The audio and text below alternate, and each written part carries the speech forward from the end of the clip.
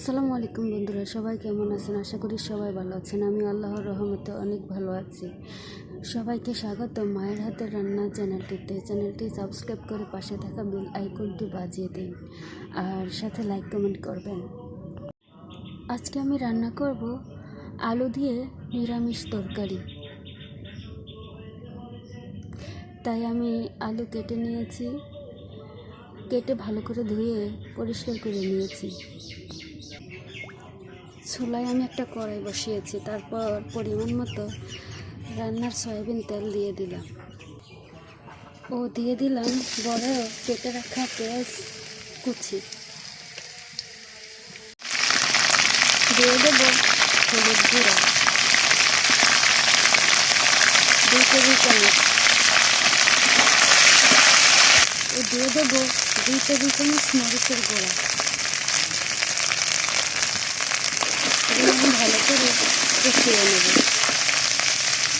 এখন আমি মশলাটাকে ভাজার জন্য অল্প একটু পানি দেব। মশলাটা আমি পানির সাথে কিছুক্ষণ কষিয়ে নিয়েছি। এখন আমি দিয়ে দেবো কেটে রাখা আলুগুলো আমি মশলার সাথে ভালো করে মিশিয়ে নেব। মিশিয়ে কিছুক্ষণ কষিয়ে নেব ঢাকনা দিয়ে। প্রথম আমি লবণ দিতে ভুলে গেছি, এখন আমি পরিমাণ মতো লবণ দিয়ে দিলাম। দিয়ে ভালো করে নেড়ে ছেড়ে মিশিয়ে নেব।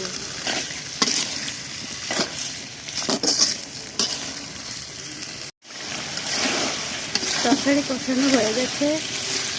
এখন আমি দিয়ে দেব পরিমাণ মতো পানি।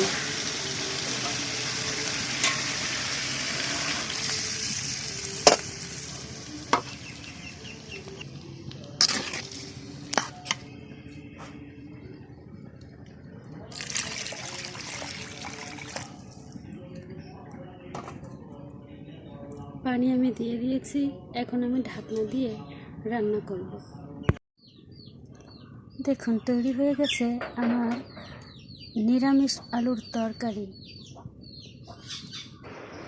আর এই নিরামিষ আলুর তরকারি গরম গরম ভাতের সাথে পরিবেশন করুন।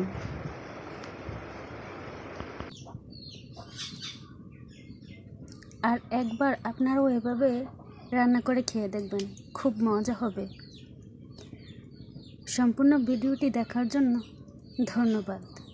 আর পাশে থেকে লাইক কমেন্ট শেয়ার সাবস্ক্রাইব করবেন।